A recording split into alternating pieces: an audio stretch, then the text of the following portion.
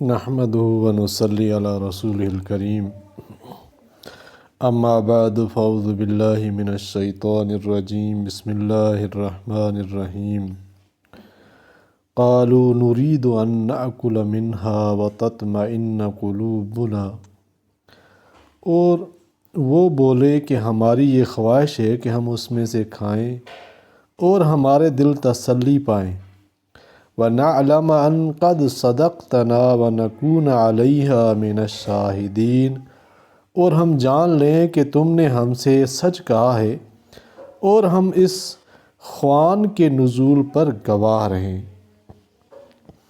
اس سے پہلی والی آیت میں اللہ تعالیٰ نے فرمایا کہ جب کہا حواریوں نے، اے عیسیٰ مریم کے بیٹے، تیرا رب کر سکتا ہے کہ اتارے ہم پر خوان پھر بھرا ہوا آسمان سے، تو عیسیٰ علیہ السلام نے بولا، ڈرو اللہ سے اگر تم ایمان والے ہو۔ لیکن یہاں پہ انہوں نے کیا جواب دیا؟ کہتے ہیں کہ ہم چاہتے ہیں کہ کھاویں اس میں سے اور مطمئن ہو جائیں، یعنی آزمانے کو نہیں مانگتے بلکہ برکت کی امید پر مانگتے ہیں کہ غیب سے بے محنت روزی ملتی رہے تاکہ اطمینان قلب اور دل جمعی سے عبادت میں لگے رہیں۔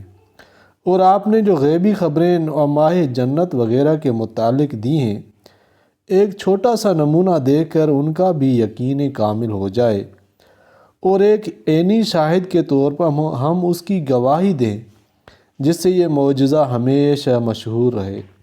بعض مفسرین نے نقل کیا ہے کہ حضرت مسیح علیہ السلام نے وعدہ فرمایا تھا کہ تم خدا کے لیے 30 دن کے روزے رکھ کر جو کچھ طلب کرو گے وہ دیا جائے گا۔